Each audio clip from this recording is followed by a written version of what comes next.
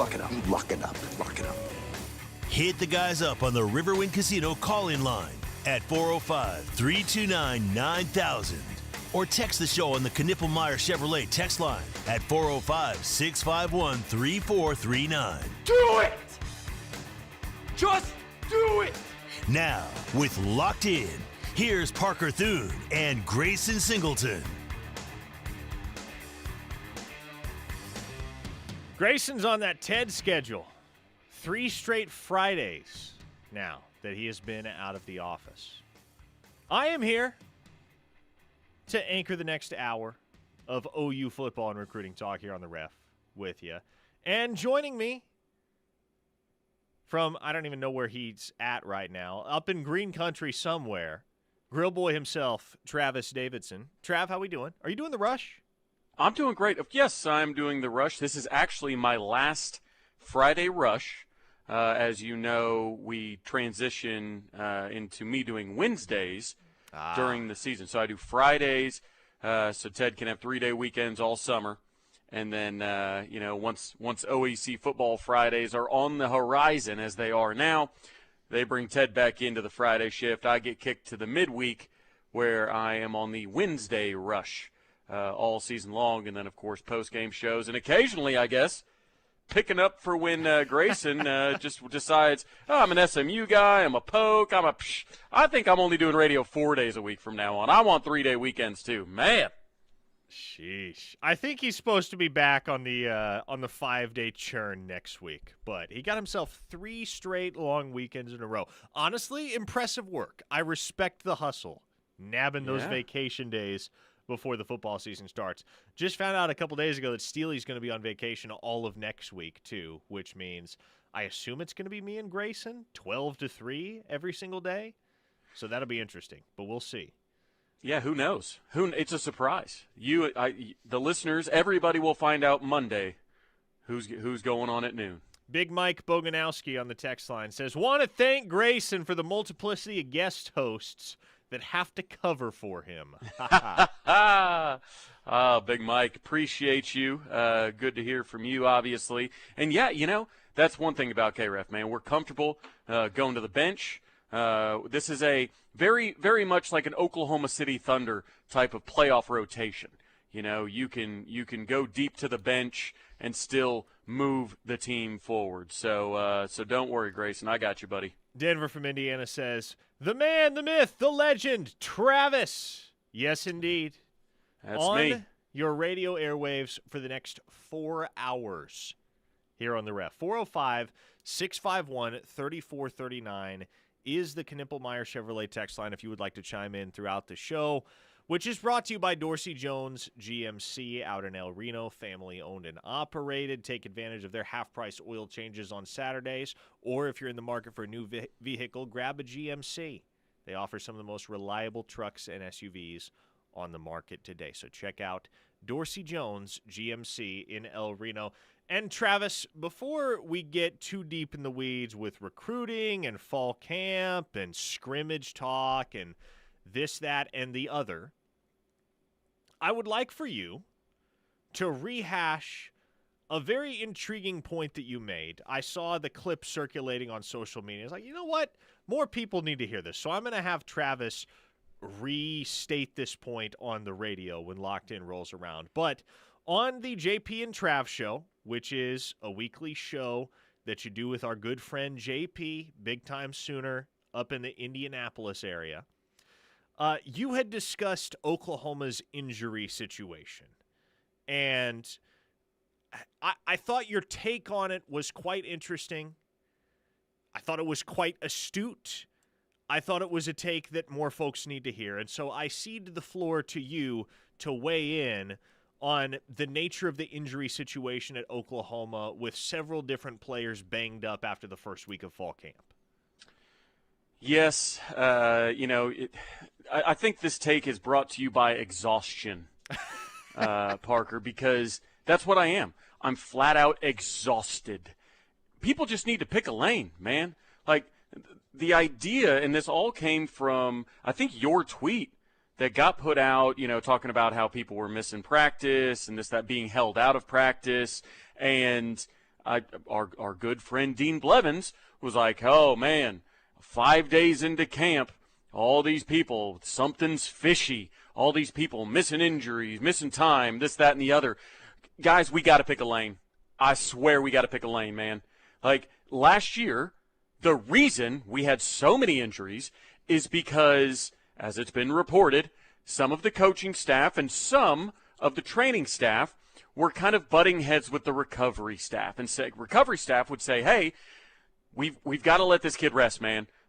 He has an opportunity to heal, or he has an opportunity to make it worse possibly, but he's definitely not going to heal if you keep on throwing him out there to practice, go out on scout team, everything like that. I had a player tell me that has since changed, Parker.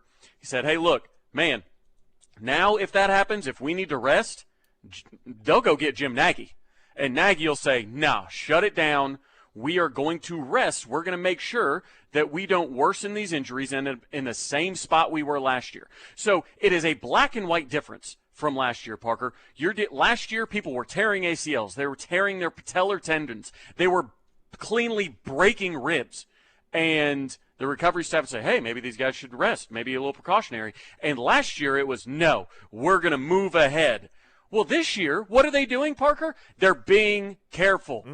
It's precautionary. You have people sitting out with bumps and bruises and, like you said, banged up. That's a good thing because, as we saw, shout out JP, in the NBA Finals, if you go out with an injury that some people think is minor, you could miss the entire next year. So we got to pick are we just unhappy people? Is that what we are? Can we just not be pleased? If you're holding them out for precautions, then, here we go again. Look at all these injuries that are out. Well, last year we didn't hold them out for precautions, and the team had the worst year offensively basically in any of our lifetimes. So you want to go do that again, or you want to whine on Twitter about people taking precautions and actually doing what you want them to do? They went and got a recovery staff from the NFL. They've got a front office now that is shutting it down to make sure that these people are going to be ready to go by the season. And I just don't get it. We're obsessed with whining. We're obsessed with being skeptical about, something's fishy. Something doesn't seem right. What's going on in Norman, Oklahoma? What's going on is they're trying to fix what they screwed up last year, and I think they're doing a fine job of it. I think the short answer to your question is yes. A lot of folks in the state of Oklahoma and across Thune Nation are just miserable people right now. That, unfortunately, is the toll that 6 and 7 takes on college football fans. There are many, many folks out there, many who listen to this show on a daily basis, and we love you all, and we're grateful that you guys tune in. But there are a ton of folks out there across the great state of Oklahoma and across the globe who are deeply emotionally affected by the state of Oklahoma football and whether Oklahoma football is experiencing success in winning football games. If that is not the case, things spiral. And with how miserable last season was, things spiraled. And things have continued spiraling throughout the offseason. And really, that's going to remain the reality. This is going to remain the dynamic until or unless Oklahoma course corrects on the gridiron this fall. So, as I look at Oklahoma's first 5 games, Travis, we've discussed it. There's a very good chance Oklahoma goes 5-0 to start the year. Got to win at home against Michigan and Auburn. Just got to not melt down in epic fashion against Illinois State, Temple, and or Kent State. And you're 5-0 through the first 5 games of the regular season. At that point, I think everybody's going to chill out a little bit. Until that point, anything and everything that could be subject to hand-wringing will be subject to hand-wringing. Well, and to your point, I think I get that the PTSD is strong. I get it. But the part of the PTSD is, the one I'm specifically speaking to is the injuries, right? The reason you went 6 and 7 last year is because, in large part, not in totality, but in large part, is because you had a lot of injuries that nobody ever came back from or didn't come back from at any level of strength that they should be playing in the SEC. So this year they go, we don't want that to happen again, so we're going to change our approach entirely. We're going to fire people, hire new ones, and completely change our approach. and people are pretending as if the exact same thing's happening. Like that's what's crazy to me, Parker. It's like, yeah, a little bit banged up, might miss a week. We'll reassess. He'll be back out here tomorrow in a soft cast, or it's a grade 1 this, that, or the other. He maybe miss a week or two. Like those injuries, if we kept the way we were going last year, they'd have been out there practicing, throwing themselves around, and they might miss the whole season based on those things. So they've changed the approach entirely. But people just see the word injury. It's almost like we need to stop using the word injury in reporting. Just be like, hey, precaution, dinged up, bruised, whatever. Because I feel like you sent out a tweet, and I looked at the replies, and I swear the tweet might as well have said that every player on the team tore both ACLs, and they had to, decapitate half of them. Like, it was incredible to me. So, sorry to start out with just a rant, but hey, you know what? Got to set the tone early, you know what I mean? Something that I hope the Sooners do this season. Burley Boomer says, go off, Travis. J-Dub adds, bravo, Travis. I'm so sick of the negativity and whining. The Normanite says, thank you, Travis. That is exactly what I've been waiting to hear. I'm talking about a complete polar opposite of the freaking protocol from last year concerning injuries. It was stupid. And yet, you said it exactly, Travis. The same thing happens really for every single football team across the country the first week of fall camp. You're going to have guys that pull hamstrings. You're going to have guys that strain muscles. That's what happens when you put pads back on for the first time in 4 months and you're going full speed trying to prep for the physical demands of playing FBS football for a full season ahead. And so, with the knowledge that is the reality, and guys are going to be dinged up and they're going to be affected to a certain extent by aches and pains, what would you rather have? Would you rather have a medical staff, a recovery staff, a staff in general that is willing to go the extra mile to ensure that their student athletes do not aggravate any and all of these issues, and that none of these injuries, minor and minute as they may be, spiral out of control into severe issues that derail a season for an individual? Or would you rather have it go like it did last year, where guys are playing and practicing through certain things at the beginning of fall camp, and then all of a sudden what was a bump or a bruise, your aches and pains, your nicks and cuts, suddenly they turn into a torn meniscus here, a torn labrum there, a torn bicep over there. I don't know if everyone feels this way, Travis, but I would argue that it is in Oklahoma football's best interest to keep a guy off the field for a week of fall camp than to not have him available for 6 or 8 weeks of the football season.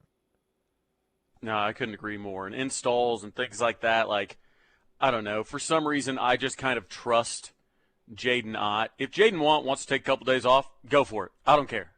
I'd rather have Jaden Ott fully healthy by Michigan. If, Deion Burks put in a ton of work with John Mateer in the offseason. They were traveling together for trainers, throwing a ton. Obviously, the viral clip of the Mateer throw to Deion Burks definitely got people excited. If Deion Burks wants to, I don't know, if he's got a hangnail, take a day off, man. That's fine. I don't care. But be ready when we go down to Dallas in October. Be ready for Michigan. Be ready when Auburn comes to town. Be ready, at the end of the season when LSU comes to town. Be ready for those games. And I think it's just we're so starved for news because we can feel football just knocking out the door, and you're ready to open it up and let college football in the door. I think if the only news you're hearing is, you lose track of the big picture. The big picture is it's a long season. It's a physical season, and we're implementing a new offense.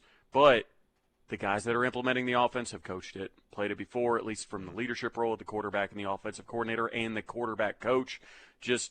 Everybody, just take a chill pill. It's about to be the weekend. A 405 listener says, people have PTSD because Venables wasn't honest with injuries. He'd say he'd expect so-and-so back soon every week in his press conference, and then it would turn out to be the entire season. This is why we're on edge. And I would push back against that. I don't think it was that Brent Venables was not honest. Brent Venables was, I think, very transparent about how much he knew about the injury situation. He said on multiple occasions, look, I'm just told what the medical personnel tell me. Obviously, Brent Venables is not, like, he's not in the recovery rooms with those student athletes. He's not a doctor. He's not doing the examinations. He's not gauging range of motion. Especially when he's in front of a mic at a press conference, he's more so just a spokesperson. And so, and he kind of made light of it a couple of times. He said, yeah, I just get handed this report, and that's as much as I know about what's going on with my guys injury-wise. It's their job to know the specifics, and I try not to lie to you guys. I try to tell you what is the reasonable expectation, but sometimes it doesn't line up. Sometimes it's not accurate, or sometimes a guy might aggravate something and the timetable gets kicked back again. And to that end, Travis, to that point, Brent Venables was made available to the media earlier this week, I believe Wednesday, after practice. And all of us media members that were present in the scrum were told, Coach V is not going to be answering any questions about injuries. And part of the reason for that, you would assume, is because if Brent Venables says something, it may or may not be accurate, and he's not intentionally trying to deceive anyone, but if he's just relaying something that he knows secondhand as to the prognosis for any individual student-athlete, and then that doesn't end up lining up with reality, then everyone is up in arms. And that's kind of how it was all of last year. So it appears the protocol, at least for the time being, until we get those SEC availability reports once conference play begins, it might just be the case that Brent Venables doesn't address the injury situation all week during press conferences and post-practice availabilities. Well, and not only that, Parker, but I'm going to pick a random injury out of the sky real quick that may or may not have happened to an OU player a year ago. A partially torn patellar tendon recovery time is what I've Googled. Google says that recovery time for partially torn patellar tendon typically ranges from 6 to 12 weeks. So what happens is, a fan or even a coach at times, Parker, will find out this information of an average recovery time. And then forget that the recovery time, is if things go well, if that player is rested and in the proper rehab and recovery and not trying to practice or anything like that, which of course could elongate that. And they're also taking best case scenario type vibes because, a place like Oklahoma, they've got nutrition and recovery and all this, that, and the other. But also, when you Google that, I don't think there's an option to pick of, hey, how long is it to recover from this particular injury if you need to recover in order to play football in the SEC when you're recovered. So I think there's so much medical information out there, and when an injury gets reported, the masses, coaches, fans, whoever, go to Google, find out the recovery time, and then they put those expectations on that player and just count the games on the schedule. And I think that's part of the problem. Jameson Lawton says, we need the horns down, live read. That was a rant. In many ways it was. Minnesota Sooner says, give us Barabbas, OU fan base, when BV hits the podium. 918 listener says, how can Eli Bowen have a sprained ankle at the beginning of spring break and still be out? Well, for the same reason that Jaden Gibson can tear his patellar tendon last August and still be out this August. Sometimes one injury leads to another or is aggravated. It's sometimes not just the case that a guy gets hurt and he rehabs according to the stated timeline, the ideal timeline, without any complications whatsoever. And unfortunately, that has happened in a lot of cases for Oklahoma over the past year. But the great news, Travis, and here's what I've been telling everybody this week that has inquired about the injury situation. The great news is that, A, not a lot of these injuries look like long-term recoveries right now, and B, this team has enough depth across the board that they are far better equipped to deal with injuries than they were a season ago. Yes, absolutely. No, I couldn't agree more. Timing, depth, everything for the most part is different about this year than last year when it comes to that front. And Papa Boganowski brings up a good point. R.E. Brent Venables, and his comments, during the season about injuries, things like that. He says, and I quote, "Have to be coy with injuries, make the opponents have to game plan for the possibility of player being available." That's true. There's a bit of gamesmanship. You don't put a specific timeline, but you can say, well, he's close. Then the next team on the schedule might say, oh, crap, we might have to deal with Deion Burks and Nick Anderson next week. We might have to change that up. So while I don't think that BV was being dishonest, Papa Boganowski brings up a good point that there are advantages to being a bit coy in the media when it comes to the availability of your players, as much as that may annoy the fans. A 405 listener says, for some perspective here, I am recovering from ACL and meniscus surgery, and halfway through, I tore my hamstring, despite following all protocols and etc. Surgery is tough to predict, and tissues don't always cooperate. 405-651-3439 is the Knippelmeyer Chevrolet text line for those of you that want to engage, want to interact. We are overdue for an opening timeout, so let's hit one. More to come here on Locked In. You're listening to The Ref, the home of Sooner fans. The word is spreading, and the Ref Army is growing. Keep telling your friends and family that there's only one station for true Sooner fans, and that's the Ref Radio Sports Network, and worldwide on the KREF app. Get ready. Blues Traveler and Jen Blossoms. Plus special guests, Spin Doctors. Friday, September 5th, Lucas Oil Live at WinStar World Casino and Resort. Blues Traveler, Jen Blossoms. Tickets are on sale now at winstar.com. Blues Traveler and Jen Blossoms. Feeling stuck in your current home? Now is the best time to make a move. Home Creations is making home ownership more affordable with low interest rate opportunities and special financing. Don't wait. Live like a champion today. Call Holly at 405-364-9999 to find your dream home. 364-9999 is Home Creations.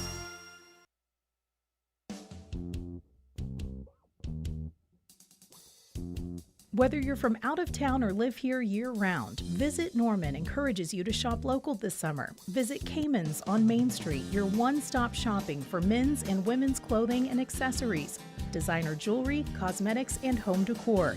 Featuring Peter Millar, Johnny O, Rag & Bone, John Hardy, and much more at Cayman's. Wonderhouse Design and Consign for window covering, upholstery fabric, wallpaper, furniture consignment, and more. Locally owned and operated with a constant rotation of new and unique pieces, Wonderhouse Design and Consign is always worth a stop. Grab some friends and head over to Westwood Family Aquatic Center. Don't wait to grab a season pass for exclusive access to all the summer fun Westwood Family Aquatic Center has to offer. Keep the good times going in Norman all summer when you eat, shop, and play local. At Armstrong Bank, your business isn't just business to us, it's personal. Our bankers are invested in your success, and we're ready to build a relationship that lasts. You deserve a strong financial partner by your side. Together, we can help make your business even stronger with products and services designed for your convenience. To learn more, visit a location near you or visit armstrong.bank. Armstrong Bank, strength runs in our family. Member FDIC. Hi, Teddy Lehman here for Titan Title and Closing. And when I played for OU, I knew I could trust my teammates. And when you're making the biggest decision of your life, like selling or buying your home, you want a team you can trust. That's why you can call my teammate, Devry. Thanks, Teddy. As one of the partners here in Norman at Titan Title and Closing, I know a thing or two about Norman. I've raised my children here, and I've been in the real estate industry for over 25 years. We work with over 25 entities that are involved in each transaction, and our team plays on both sides of the transaction to achieve a win for our realtors, lenders, builders, sellers, and buyers. When you sell your property, be sure to ask your agent to close with Titan Title and Closing here in Norman. You can contact us today at 405-689-8617. Again, that's 405-689-8617.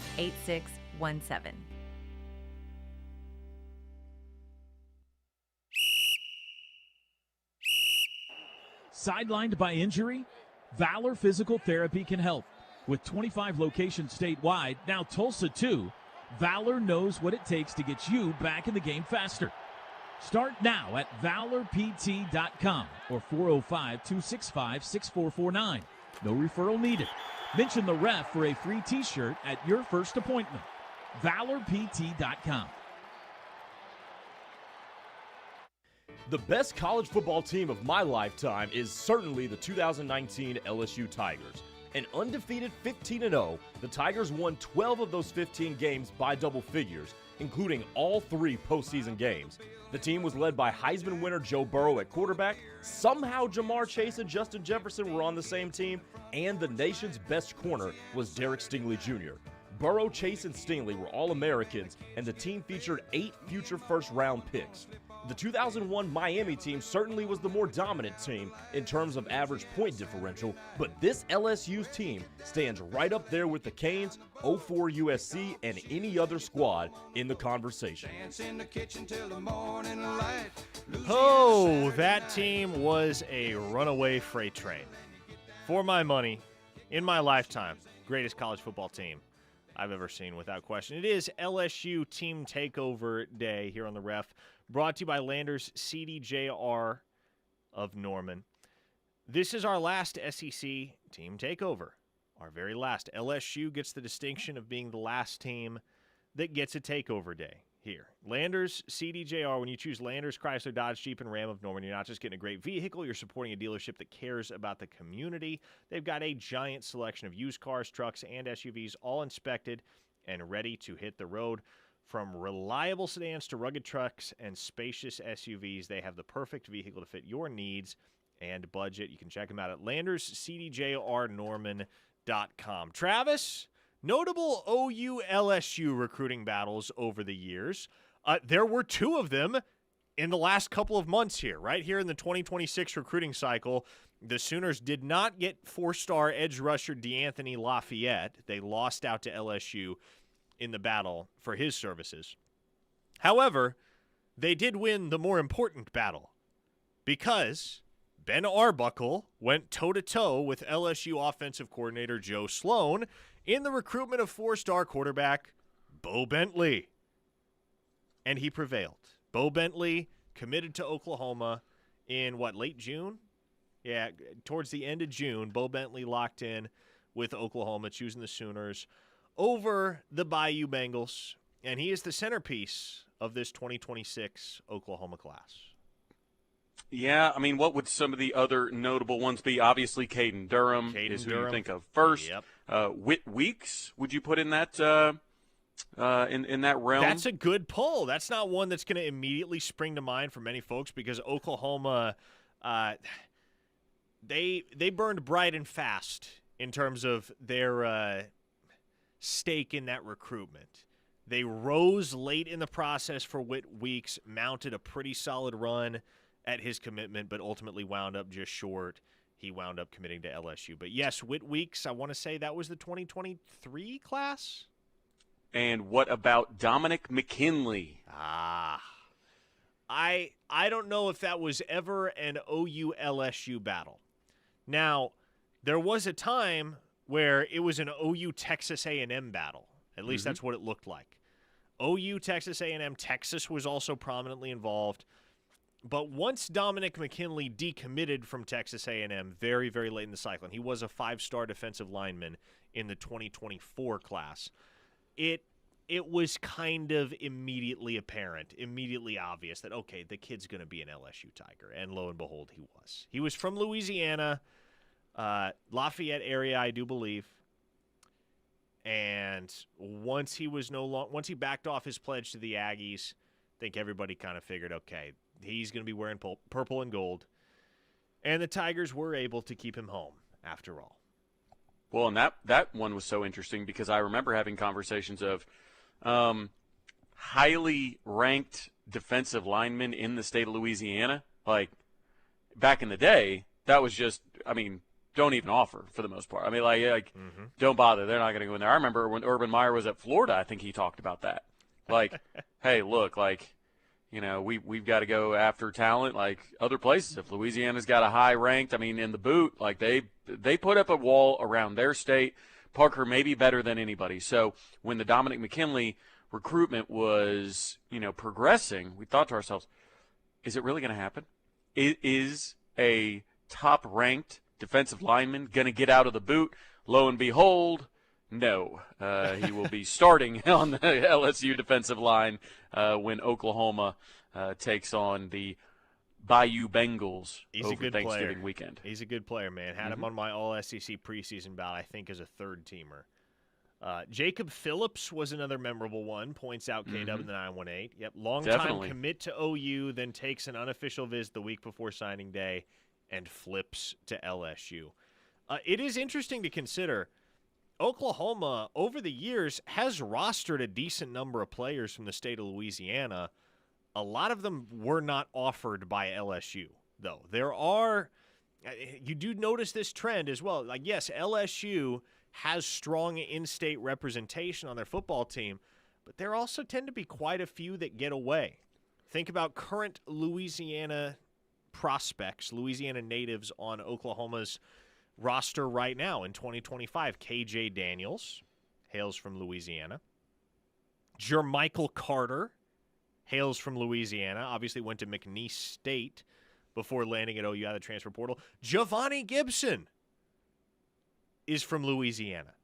Giovanni Gibson wound up going to, I believe first it was Arkansas Monticello, then Arkansas Pine Bluff, and now lands at Oklahoma as a college junior. So, and there have been others. Cody Ford was a guy that was a Louisiana product. LSU never really looked all that hard into bringing Cody Ford to Baton Rouge, but Bill Bedenbaugh knew what he liked, snapped up Ford, had a good career at Oklahoma, became a second-round draft pick. So over the years, Oklahoma has continually maintained a pretty solid presence down there in the boot, even if it hasn't always consisted of high-profile, high-end, blue-chip dudes that the Sooners have arm-wrestled LSU 4-1. It's very, very hard to do that, just in general.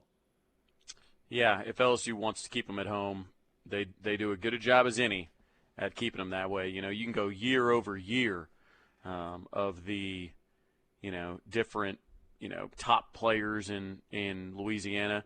Old Nick Saban to get in there and get a couple of them. But outside of that, they pretty much all go to LSU, save for Mike Hell Jones and Chance Sylvie. There you go. That's a couple of good polls. Chance Sylvie. Yep. Yeah. Chance Sylvie was from Shreveport, and there's an argument to be made that Oklahoma's highest stakes recruitment that they are currently involved in just so happens to center around a prospect from Shreveport, Louisiana. Yep, the Adrian Ely, of course, from Baton Rouge. But with it's funny, I actually scheduled my all my travel for this upcoming football season the other day because I still have some my Caesars status is still strong before it falls off December 31st. So I will be staying in I believe it's Bossier City. Bossier City? Bossier City. Bossier City. Man, I was way off.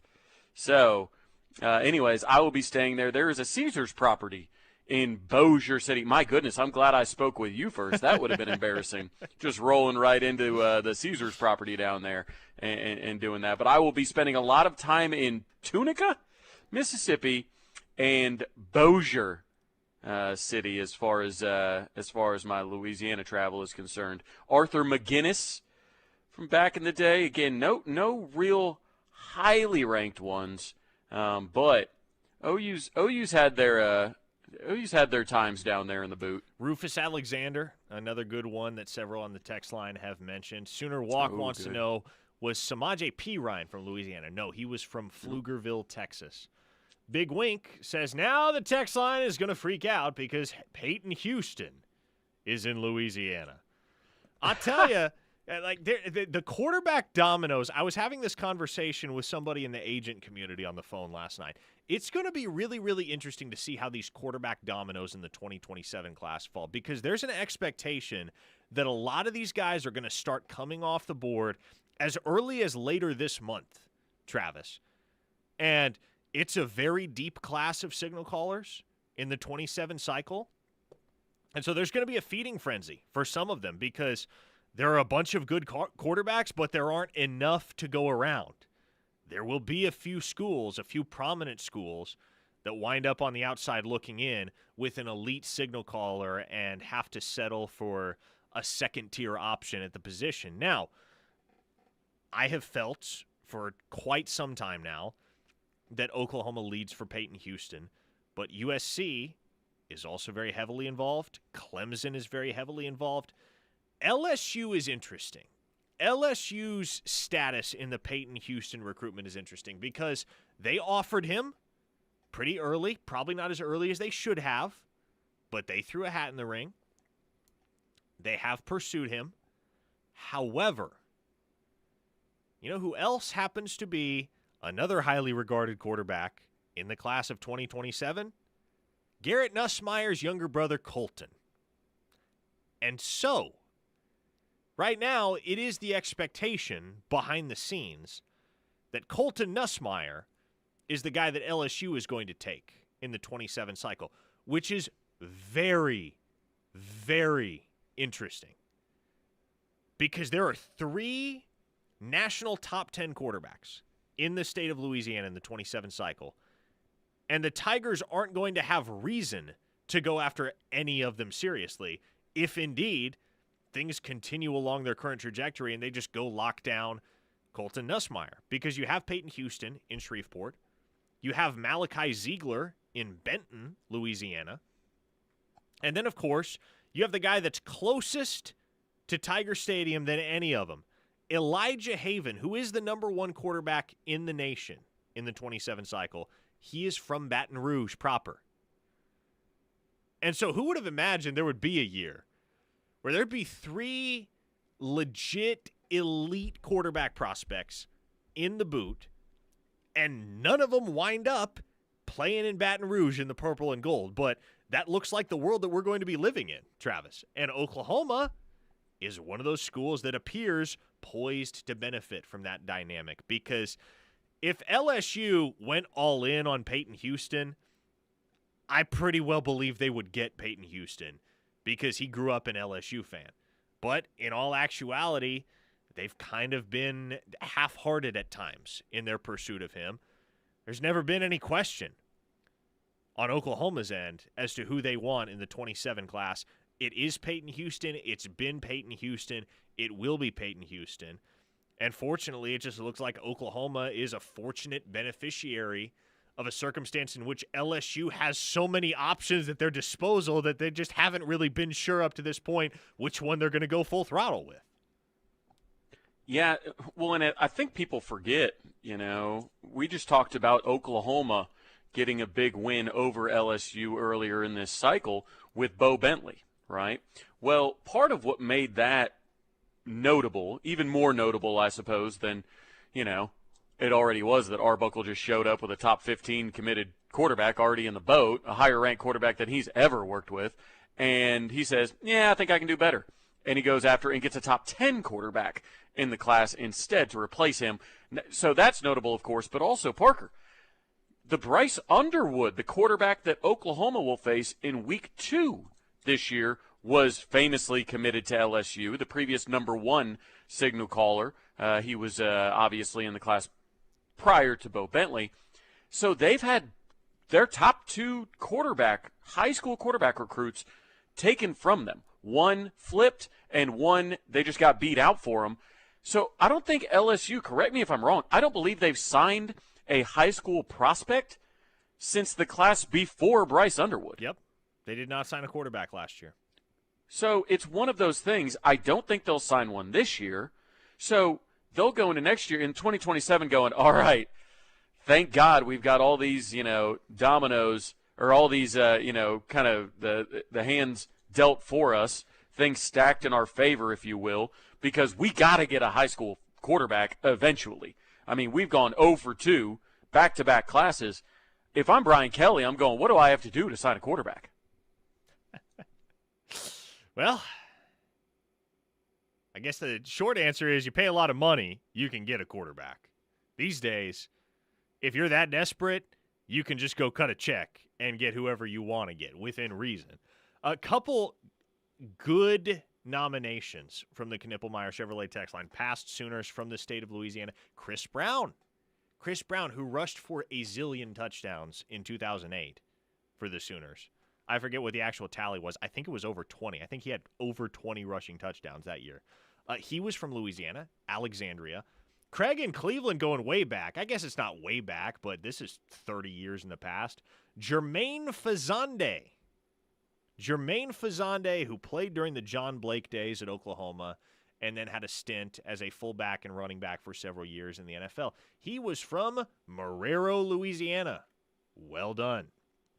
Chapstick says, if you're Brian Kelly, just don't be a complete and utter dork.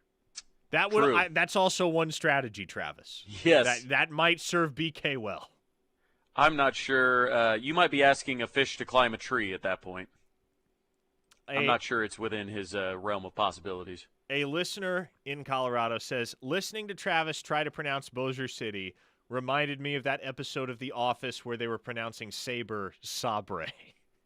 Hey, if you see it drawn out, like I tried to French it up a little bit. It's understandable because it's in Louisiana too, right? Like you would think, if you didn't know any better, that there's some French influence in the pronunciation there.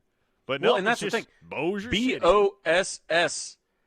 Bossier in every other sense. Like, I don't know. I thought maybe the word like dossier. Like dossier is spelled the same, but with a D. I was like, oh, B, French. I got this. Bossier City. I mean, geez. I mean, Bossier. There is no way. Write that down. Write down Bossier City, and you will not get apparently the appropriate spelling by like your 10th or 11th try. Makes no sense.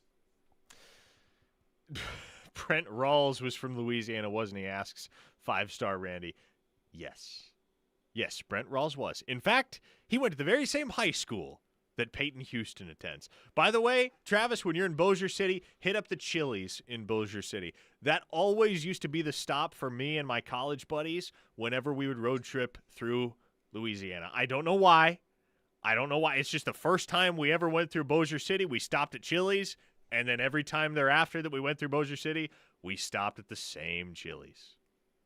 Yeah, I when I'm traveling, especially if I'm traveling through Louisiana, I try not to hit things that I can get here in Tulsa. But I will be at the Horseshoe there in Bossier City.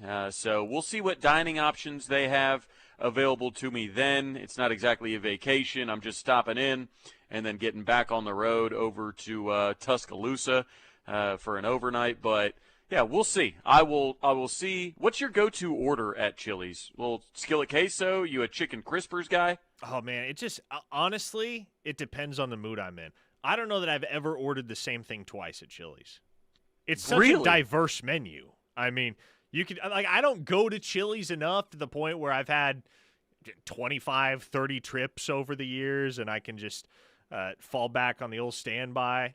No, I don't eat Chili's but maybe 2-3 times a year at most. And so I always get something different. Always have. It's like BJ's in that sense. You know, the menu is large enough that you feel like there's enough appetizing options. You can go with something new every time. Okay. Interesting. Yeah, I quick looked up the amenities. I don't believe I will be stopping into Chili's. So apologize to the Bossier City Chili's. You will have to miss out on my $20 to $30 that evening. So don't count on it. Don't spend that before you get it. A tragedy. All right, folks, we got to hit a timeout. When we return, one final segment of Locked In, talking OU football, recruiting, and apparently cuisine in and around Bossier City, Louisiana. Keep it here on the Ref, the home of Sooner fans. We'll be back. Get in the know when it comes to everything OU and SEC. Every late morning from 9 to noon with SEC lead anchor Dari Noka. It's the Dari Noka Show with Dari and Josh Helmer on the home of Sooner fans, the Ref Radio Sports Network. Beats and Bites Festival is back again at Riverwind Casino, where good grooves and great food are on tap all summer long. Join us August 9th for Kansas and Starship.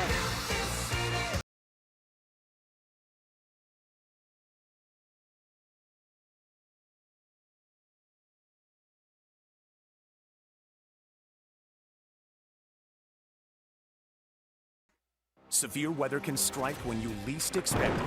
Be ready. Download the KOCO5 News app and enable notifications. I'm getting the alerts from Channel 5 on my phone, and so we decided to go to our safe room. Customize the alerts sent directly to you. Severe weather coverage streaming right to your phone. This is your tornado moving up to the northeast. The most accurate forecast, preparing you days in advance. Before severe weather strikes, get the first alert. Download the KOCO5 News app. Insurance companies aren't in the business of saving you money, they're in the business of taking your money. Hi, this is Will Gosney with Yala Gosney Attorneys at Law. Have you ever had an insurance claim and thought, wow, I really am in good hands, or these folks truly are treating me like a neighbor? Well, that's where we can help. We'll deal with the stress, we'll get you back to your normal life. So save our number in your phone, and if you're ever hurt in a wreck, call or text us at 405-800-8080. It's 405-800-8080. Buffalo Wild Wings is now hiring for their brand new state-of-the-art remodeled store for the Moore location. Stop by the Moore location from 10 a.m. to 6 p.m. daily and apply now. Competitive pay, team member discounts, incentive contests, insurance options, and flexible scheduling. This is the perfect opportunity for you or someone you know needing a job. With training starting soon, now is the time to apply at Buffalo Wild Wings in Moore. Stop by today from 10 a.m. to 6 p.m. Once upon a time, our family had trouble with pests around our home. Did you know that stinging insects send tons of people to the hospital? And teeny ticks and mosquitoes can be all around the yard. Their bites can make people and their pets sick. Mice, rats, and roaches need food and water just like us. You do not want them to visit. They can spread disease and make it hard to breathe. I'm sure glad this story has a happy ending. Learn how to protect your family at pestworld.org. A public service message from the National Pest Management Association.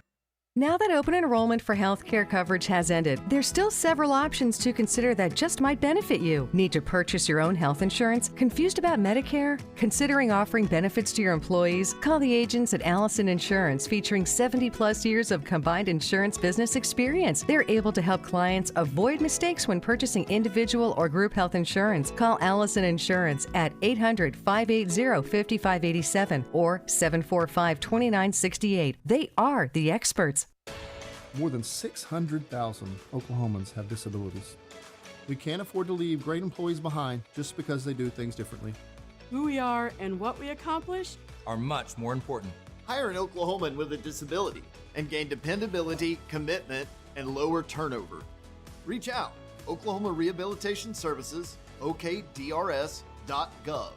1-800-845-8476. When I grow up, I want to be a teacher. Because when I'm a teacher, I can help kids to learn and chase their dreams. PI, a defect of the immune system, affects millions of children. Early and accurate diagnosis and treatment give children like Sam a chance to achieve their dreams. It takes a lot of caring teachers to make school fun. It took a lot of caring people to keep my dream alive. And now, because of them, I can be head of the class. For more information, visit the Jeffrey Modell Foundation at info4pi.org.